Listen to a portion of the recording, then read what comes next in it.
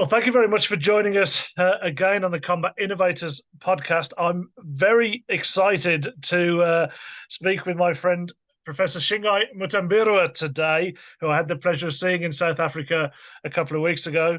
Professor Mutambirwa is the chief of the Division of Urology at the Sefako Makgatho Institute in Pretoria.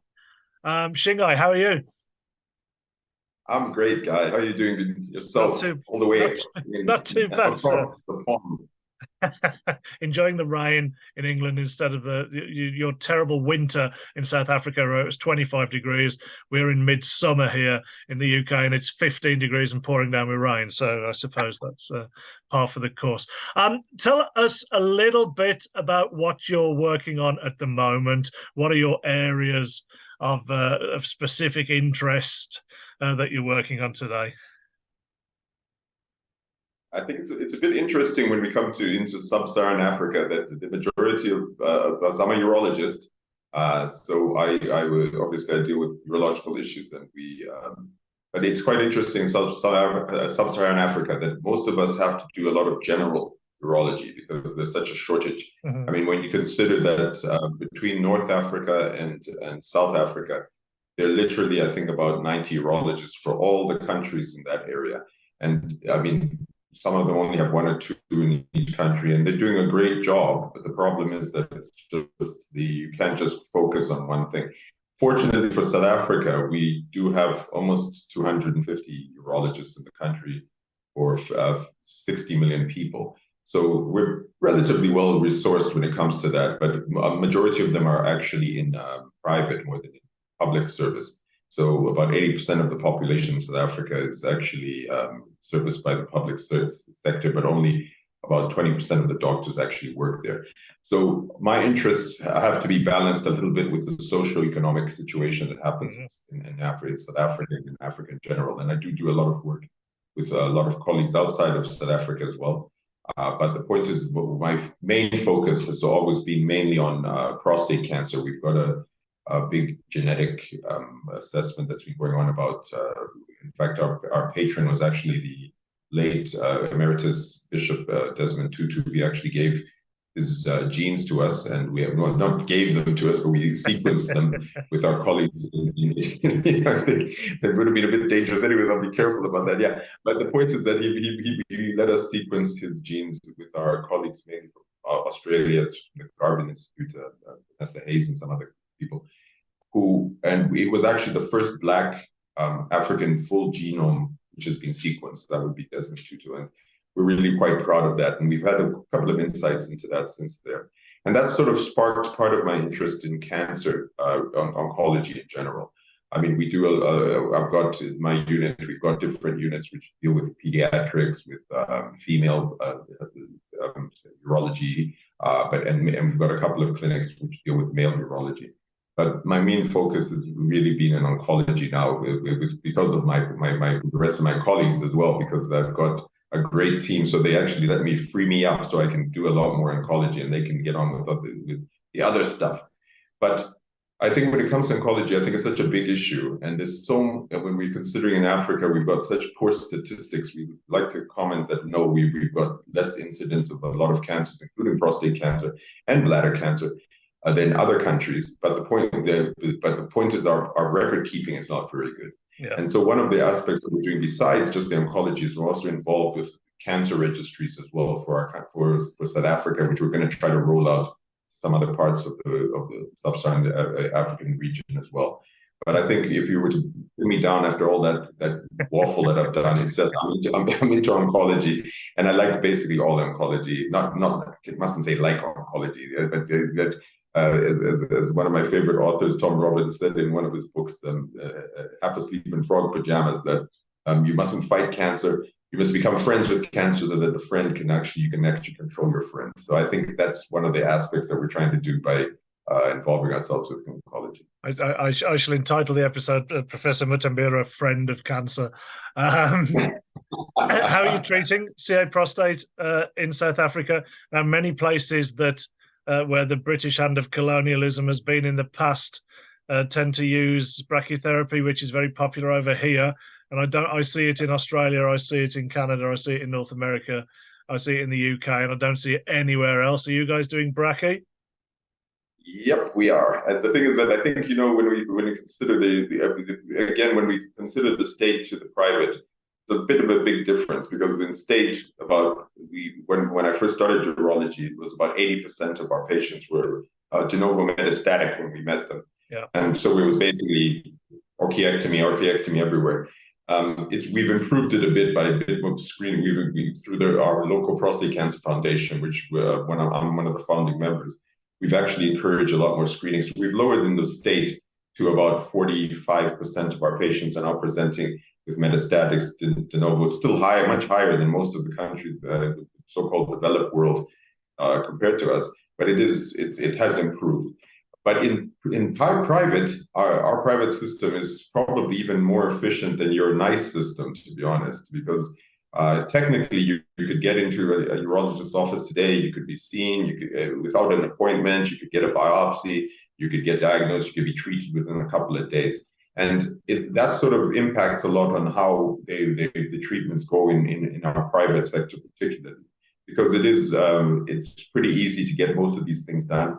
And fortunately or unfortunately, for the majority of our prostate cancer patients, we've got a lot of Black African myths and feelings about things, and being cut is often a bit of a taboo. So the idea of not having to be cut to cure a cancer has pushed us to have like about 80% of our patients with localized prostate cancer getting brachytherapy, plus or minus external beam, plus or minus androgen deprivation therapy. But there's still a good number that get radical prostatectomies, and we do have robots in the country. We've got there are 5 going on 6.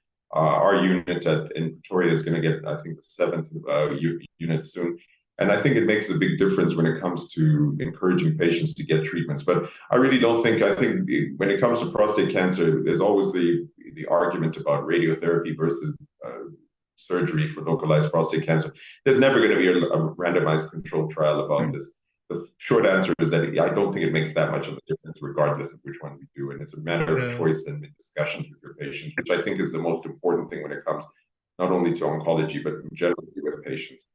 What's happening with screening? You say that you're very interested in getting some databases and some screening set up so your patients aren't all presenting at the last minute. You can't turn a sports program on in the UK without seeing some prostate cancer awareness messaging, which is great.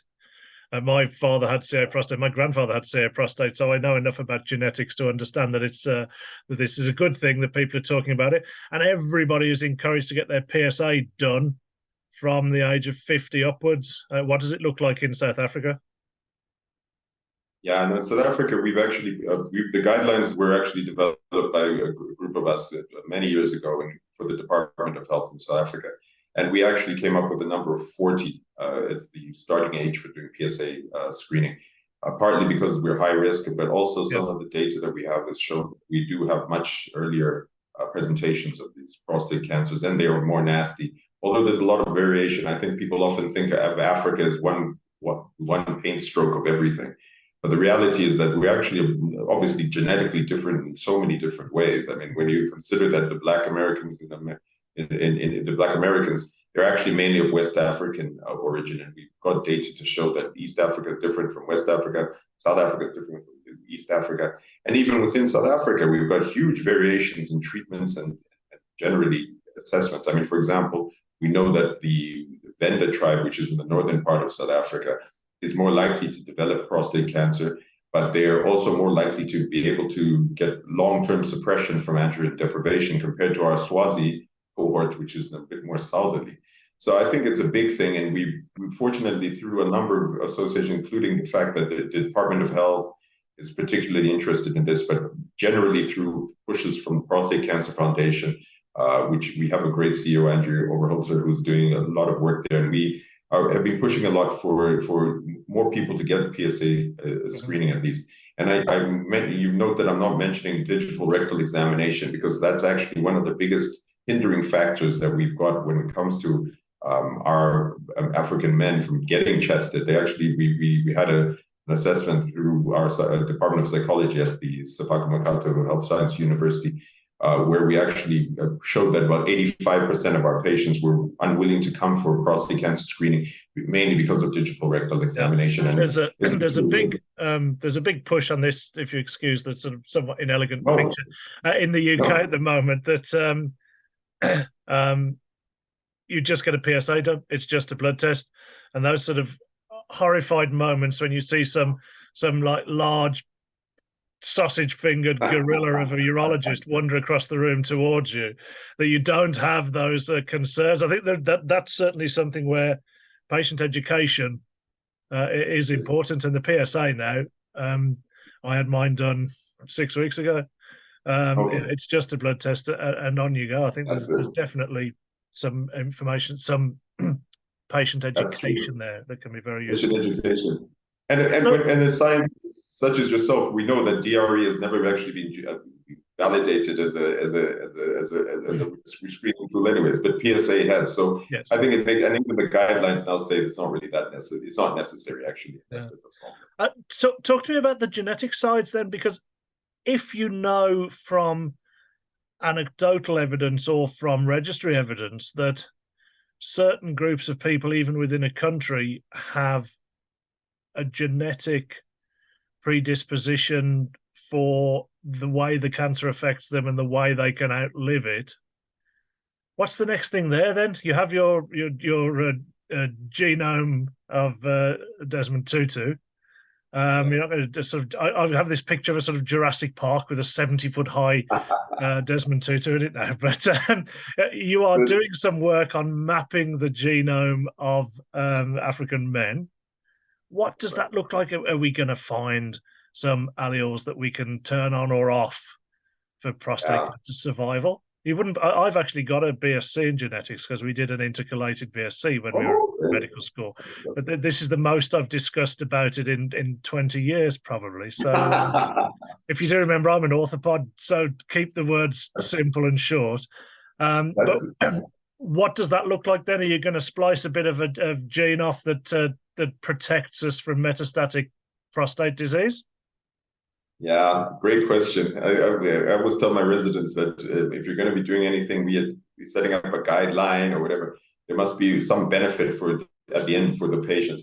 And currently, to be honest, we really don't know. That's the biggest issue we've got. I mean, what we have showed is that there is such heterogeneity amongst all the different tribes in inverted commas, and even obviously in interpersonals as well.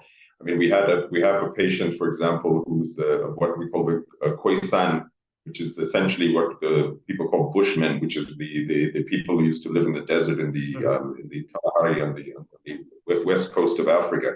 And the genetics of this particular individual has so many different predisposing genes that could actually increase his risk of prostate cancer. And one of the things that we're looking at is to find out whether this actually translates into shorter life expectancy for some of our patients, because we know that there are other confounding aspects. For example, if you're living on the land in the sun for a couple of decades, maybe that's what's causing the problem. So I think we don't really know what we're going to do with most of this data so far. I think it's important for us to get it so that we know what's happening with our patients. But the point is that when they first sequenced the human genome in the Crick Institute here in the UK, there was just a mad rush to get it all down on paper for reasons of commerciality, I suspect. But they're still in the same position, to my sort of relatively untutored knowledge, that they don't know what to do with it now. Is that where we're going? That in 20 years' time, we're not going to have urologists or surgical oncologists. We're just going to have geneticists turning things on and off. Is that where we're going? In some ways, I think we're heading in that direction. I think with artificial intelligence, particularly, which is a big interest of mine as well, I really think that we're really progressing very rapidly, far faster than we thought we'd be as far as getting information out there. And I think it is going to impact eventually on our treatments. I mean, when you consider, there was a couple of years ago at one of the ASCO meetings where one of the oncologists stood up and said that, no, you urologists in 10 years, you won't have a job. we were laughing at it at the time, but when you consider now that when, for example, with artificial intelligence, it's when you look at radionomics, you're looking at pathology, we've all going to be having to readapt. I don't think we're going to lose our job. I don't think we're still going to be necessary. There's compassion, there's empathy, there's interaction, discussion that needs to be held with a treating physician. But I think that we are going to if we don't adapt, we'll die. And I think it's going to be a big issue when it comes to treatments for prostate cancer in general, because there might just be medications eventually that we're going to be using. For example, we're already starting to you introduce some of these androgen receptor pathway inhibitors up front, including some of the radiopharmaceuticals that we're using up front before we do a radical prostatectomy on the patient. I think it's going to make a big difference. And then on top of that, when you consider the robots, which we're all involved in, very expensive to use at the moment. But the point is that automated robots are on the horizon.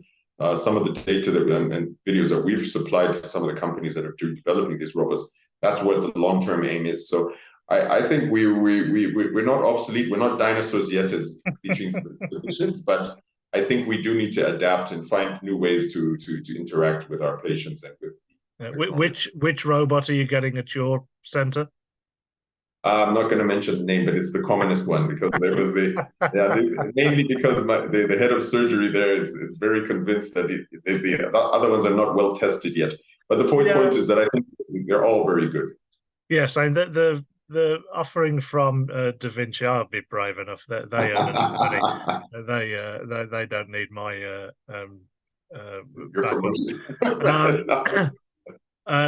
there's a very interesting one coming from Cambridge Robotics here in the UK that is thought to be very good, and then Medtronic have theirs, and there's a few kicking around now. That's a good question, a slightly sort of combative question for you. When I was a junior doctor, what little bit of urology I did at the Whittington Hospital 1,000 years ago, stand in a room and with a resectoscope in your hand for 6 hours, just resecting anything that moved. Turp and turf. Either give them a turp or turf them out onto the street. That was the motto. Urology was a steady workaday sort of speciality that you'd always have a job. You'd always have something to do. And yet it seems the urologists have become the rock stars now. I saw a valve replacement done with a Da Vinci robot about 15 years ago, maybe a bit less. And it just took even longer than doing it another way. And they thought it was going to be for deep intracranial work and all this mad stuff in the sort of specialities. But you guys have got them for bladders and prostates now. How's that happened? Well, yeah, I don't know how we got to this position. I think when you consider that the mainstay of GP work, for example, is actually urology. When you consider that it's STIs, it's infertility, it's bladder infections in females. It's actually super common for GPs. But when it comes to urology, we used to think that no, we were pretty much meat and potatoes guys. But I think after the advent of the radical prostatectomy, Pat Walsh and them in the early 90s and mid 80s and early 90s, I think that's where we started to look more at the ability for us to actually make a difference with this. And then I think we were just early adopters. We just decided that, no, I think the urologists like the idea of doing these procedures minimally. And I think we progressed quite nicely. And I think we're not at the forefront. I know that the obstetricians and the general surgeons also do massive amounts of robotic work, but the radical prostatectomy is pretty much the poster boy when it comes to robotic surgery now.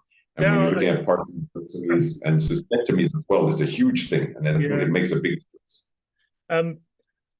Ham-fisted radical prostatectomies paid my mortgage for 5 years because I was the international guy for the now departed American Medical Systems with their penile prostheses and bladder valves, which are sat on a shelf at Boston Scientific, gathering dust now, I believe. But so yes, is it?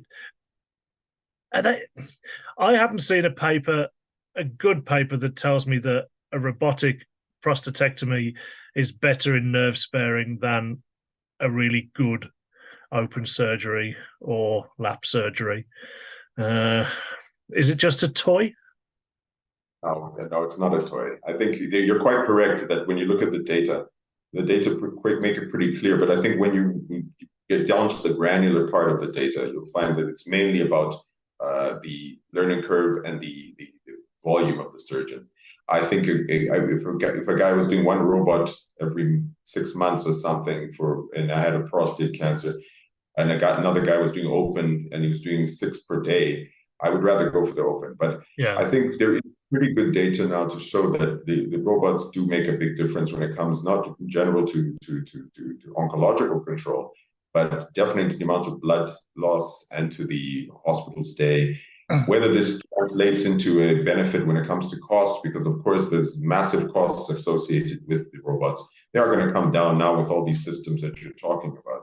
But I really think it's the way of the future. I think I'm on the downward curve in my training. I'm not going to be going through the learning curve of doing robotics myself, but all my residents have to go through the robotic platforms and laparoscopy. And then to add insult to injury, we have to look at the rest of Africa where there's a large burden of disease, but they've got no access even to an MRI or to sometimes even to CAT scans and stuff. So we have to balance that. As I said, I think it's a socio-economic thing as well as the fact that we have to concentrate on making sure that oncology is addressed. No, I think the benefits, not only in terms of precision and repeatability, but the benefits in terms of, as you say, blood loss, hospital stay, lack of fatigue for the surgeons, all of these things add up to a better picture. But as you say, for the haves and have-nots, Europe is awash with robotic options. I don't know how many there are in the UK, but I used to work with the distributor for Southeast Europe for the Da Vinci robot, and he had sold 6 in Bulgaria.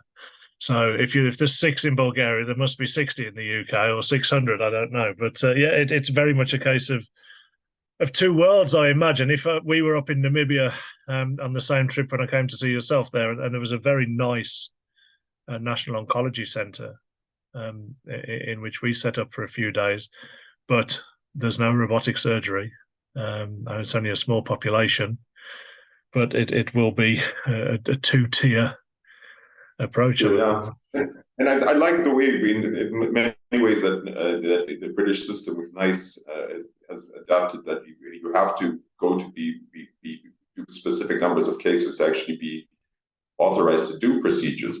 And I think that's probably the way of the future. No, we can't all be doing everything. I said at the beginning that we're basically all generalists, but being a generalist does not make you a better urologist in some ways when it comes to specific nitty-gritties. I mean, when I considered that the last time I actually closed a bladder extra free was maybe 15 years ago, because it's not really my forte. I've got guys who I've trained who now are doing specifically pediatric urology, and they're having much better outcomes from what I can see than I ever had when I was doing these general things.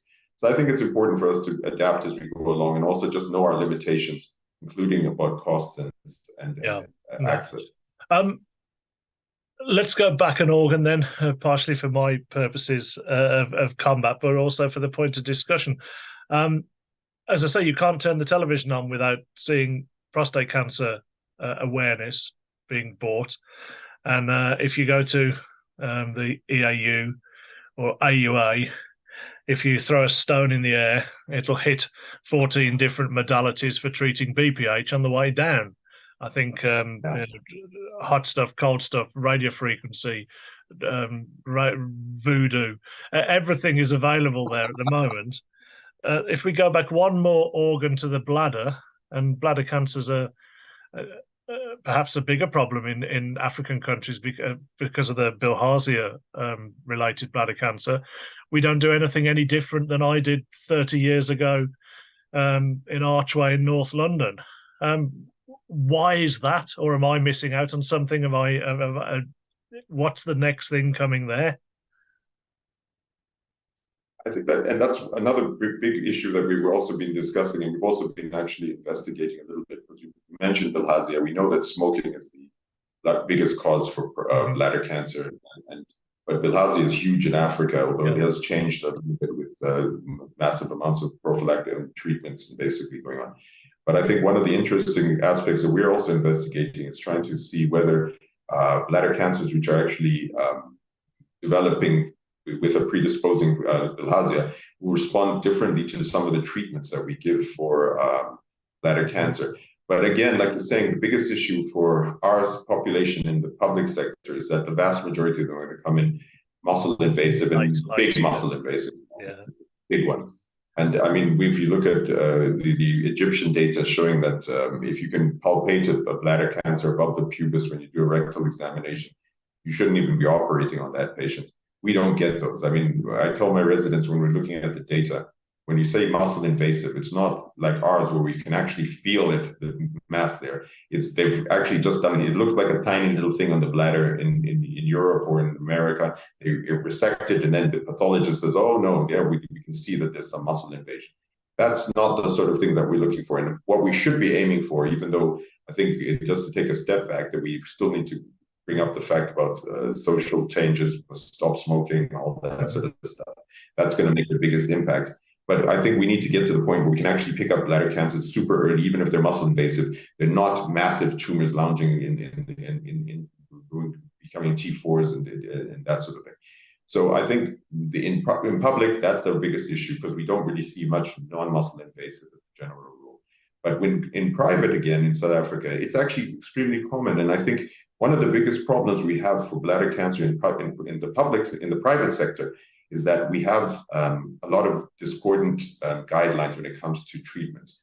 And just like everywhere in the world, we have problems getting BCG. There's issues with treatment adaptability for each person. And I think that there's so many new choices to actually treat non-muscle invasive bladder cancer particularly. I'm really excited by a lot of the stuff. We're involved in some of the trials, whether it be BCG and alternating with chemotherapy, the HEVEC system which you're involved with the thermal chemotherapies, and I think also the alternation of docetaxel with the gemcitabine is a big thing as well. But I'm even more excited by some of the data that's coming out with HEVEC with the dosi and gemcitabine, because there are some teams, some members who are doing that. Yeah, we work with Mike O'Donnell, who's I did one of these with him. I think he described himself as the mad scientist or the mad cook of bladder cancer, because he's mixing up all the different chemotherapy regimes, and gemdosi is where his money is. I think from a point of view of usability, affordability, access, and all the things we discussed, gemcitabine and docetaxel are two cheap and readily available drugs. And it's going to be, when we were in the Namibian Cancer Center, they had a fridge full of Keytruda. The fridge was probably the fridge was worth more than my car, I imagine, perhaps more than my house. But it's whilst the PD-1, PD-L1s and some of the clever things that are going on there show some promise for affordability in public sector and side effects when considered. Yeah. And by the way, you should not be mentioning trade names. Remember, pembrolizumab. Okay. And pembrolizumab, anyway, of course, yes. They're just making these drugs up so that I can't pronounce them. We have atezolizumab, we have pembrolizumab, we have. I listened to Tom Powles talk about these things, and he rattles them all off, and I understand it perfectly. And then I walk out of the room, and 10 minutes later, I've forgotten it all again. But okay, so. Urinary biomarkers, is that where we're going? Because it's, especially for your later presenting patients, it's rubbish. And then half of the patients we see in the West and in Europe are coincidental findings from people turning up with stones or hematuria or something. So, we have PSA blood tests for prostate. Well done, we've solved that problem. What are we going to have for bladder? What's the next thing? What are you going to bring us, Shingai? Come on, what's the next thing? Well, unfortunately, I'm not the only one who's doing this, but there are people. I think there are a couple of important things. First of all, I think, like we said at the beginning, it's the epidemiology and the fact that we need to encourage better lifestyles and that sort of thing. We need to pick it up earlier. And I think particularly for females, That's a big issue because we keep treating that they have poorer outcomes for bladder cancer, mainly partly because we always think that it's just UTIs and stuff like that when it's a bit of human. So I think we've addressed that. But I think the biggest thing for me, besides the therapies, which I'll get onto just now, is about biomarkers. I really think that's the future. And the biomarkers are not just about urinary samples, not just about blood. It's all about again, with AI, with radionomics, the way we can map the cancer, whether we're using specific things like blue light or narrowband hasn't been FDA approved for this, but I think it's a much easier technology to use than blue light. And it's basically on the machines anyways. And we are doing a bit of work on trying to assess the compatibility. We don't have blue light in South Africa, but we know that it's FDA approved. So I think biomarkers, and even when it comes to like the biomarkers radiologically, such as MRI, to pick up whether it's muscle invasive or non-muscle invasive, and picking it up just simply and then making a decision whether you need to go straight for radical therapy or not. I think these are the things that are going to make a big difference for our patients. Again, we have to look at cost. We have to look at accessibility. We have to look at skills, whether somebody's able to pick these things up. But I think it's a huge thing. But I think once we get to the non-muscle invasive part, I really think that although BCG is still the gold standard if you're going to be treating it, I think there's so many things on the horizon that are so important for us to recognize. We haven't mentioned mitomycin C because we've talked about gemcitabine, but the reason being that it's also very scarce, it's very expensive, and it's also, it's got some nasty side effects sometimes as well. So we have to balance all of these things with the chemotherapy interval cycle. I think some of the other biomarkers we're looking at, for example, histologically, be it FGFR, fibroblast growth factor receptor changes, because there are colleagues who are involved with using various things like erdafitinib in bladder cancers, which are positive. You mentioned about the immunotherapies for non-muscle invasive who are BCG resistant. But again, when you talk about the cost, when you consider like I think it was another ASCO meeting where they said that per milligram, these medications are 5,000 times more expensive than gold. How are we going to access that? And you've got side effects as well. It's not like they're without side effects. It's a systemic therapy. I think some of the intravesical versions of using immunotherapies are also very interesting. I think some of the things like, for example, the adstiladrin and the Cinium and the EpCAM, the drugs that I'm using against with the Pseudomonas toxin, those are big things as well. But again, we have to remember that this is all of these approvals are going to be based on specific trials using specific patients, and I think we have to recognize that it's not, when we look at non-muscle invasive, it's CIS, it's papillary, it's the type of cancer, it's the position of where the cancer is. For example, if it's an upper tract, for example, we know that there's a lot to do with Lynch syndrome, there's a lot more FGFR, there might be better thing for upper tract dealt with there. And of course, the histology is also going to make a big impact on this, because we get a lot of squamous, although it depends on the percentage in squamous that you get in non-muscle invasive as well. But the point is that it's probably an impact on how we treat our patients. But I think that there's so many. For your non-urothelial tumors, do you do cystectomy for everybody, whether it's bilharzia or squamous or whatever, or are you playing at? Are you looking at some of the less radical options? We basically we have a bit of a struggle to get patients to actually accept having cystectomies. And if I was having a bladder cancer, I would have a very big problem having cystectomy as well. So I think that it's an important aspect that we have the discussion with our patients. And I think there's not very good data if it's not urothelial cancer, standard urothelial cancer, to start doing conservative, in inverted commas, therapies for these patients. But I think that gives us an opportunity to actually investigate trials, like, for example, using HVEC in patients with a highly squamous cancer to see if the patient refuses cystectomy, which the vast majority do.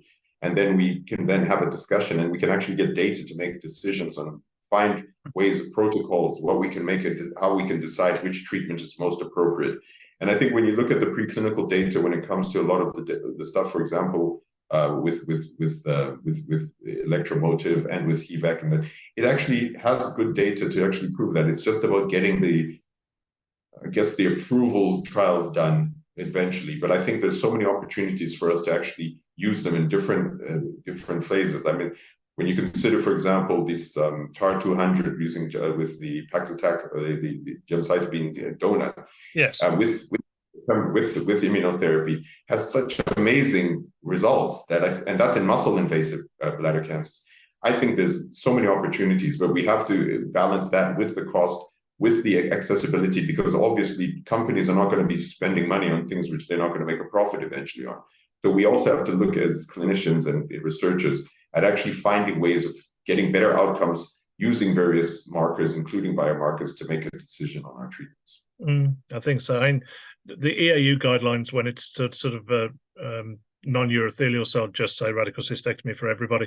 But this is, we spoke of colonialism at the start, and I think it's probably of that a little bit, that they've got, we don't see these things here, we don't know what to do about them, we don't have any data on them, probably safest that we just take everybody's bladder out. But as you say, when you're sat with the 50-year-old guy in front of you who doesn't want to look at 30 years of continence management, or the 90-year-old guy who your anesthesiologist wouldn't be very happy about you taking a tooth out, let alone a bladder out, there has to be options. So we'll see what we can do. Okay, I'll switch it around a little bit. We spoke a bit about the future and about whether it's just all going to be geneticists and AI-powered robots. I'll throw you the keys to the DeLorean, and you come back in. Back in the future, there. You come back in 2050 to your department. What does it look like? Is there anybody there? Interesting question. In South Africa, we call them sangomas, which are witch doctors or whatever. They can predict the future. So you've thrown me a predictor story. Okay. Yes. I would predict that we are going to be in a much better position, mainly because we are going to be more broadly and be assessed when it comes to our treatments. And I think what's going to be happening is that our training is going to change. That's one of the big issues where we're involved at the moment as well, trying to assess how we can train for future urologists to be treating. I think we're still going to have a job. I think it's going to be more as an integrative, as part of multidisciplinary teams, particularly with oncology, but also with other aspects of our treatment. And I think the building which I'm in at the moment will probably be converted to something different. It looks like a very old apartheid university-looking thing, relatively ugly, but it's a great place for research.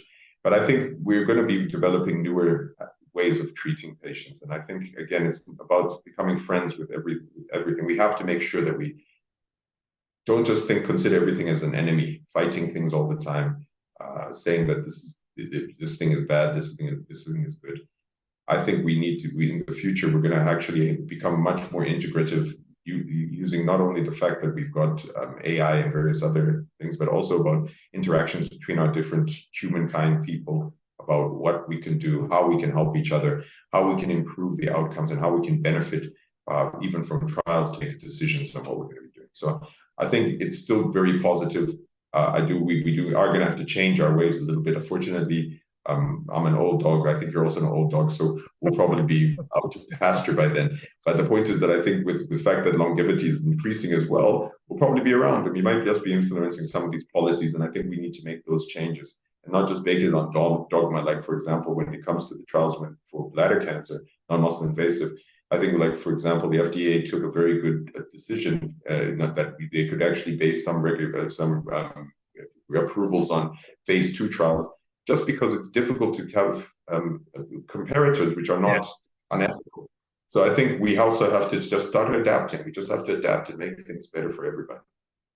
I think so. When I've done these with the surgical oncologists, they've given a much more robust defense of cold steel, of operating. And these guys do spend 8 or 10 hours doing a peritonectomy, so that they clearly enjoy it.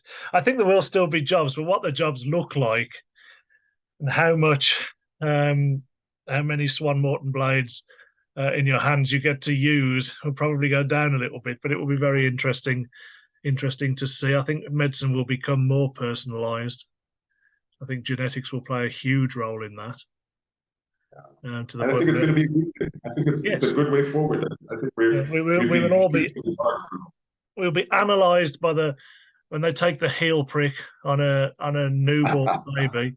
That drop of blood will give you the menu of diseases you have to look forward to and things you can do to combat it, hopefully. So we will see. Lovely. Well, thank you very much for your time. A pleasure to see you. I think I will probably be back in South Africa for the ESAU meeting in Pretoria in October. Any excuse to come back to a country that I love greatly. So hopefully we'll see you then. Thank you so much. And thanks for the opportunity. It's always a pleasure. And it's always great to talk to a fellow researcher about some of the stuff that they're doing and some of the innovators. I've been called many things, but I'll settle for researcher. That's not too bad today. Shingai, thank you very much. Cheers. Okay, lovely. Thanks a lot. That's very interesting. I've done, I don't know, a dozen of these now, I suspect, with a mixture of urologists and surgical oncologists.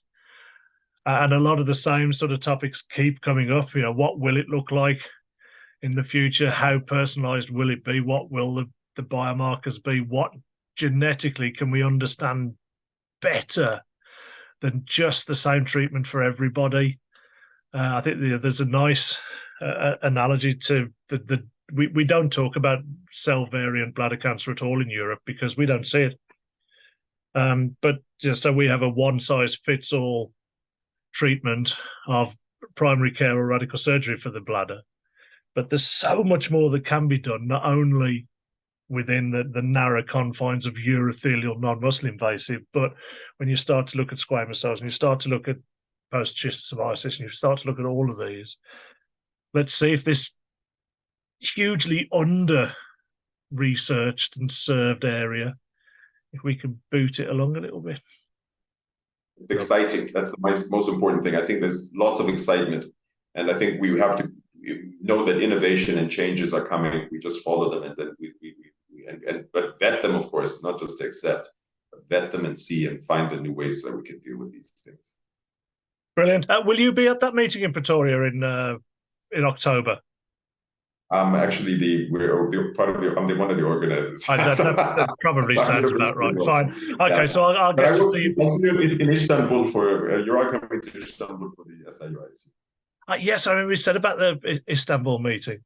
That was right, because I got to use my great pun that it's where the continents get together, but if there's urologists there, it's also where the incontinents get together. So there we go. You can have that one. There we go. Shingai, a pleasure. Thank you very much for your time.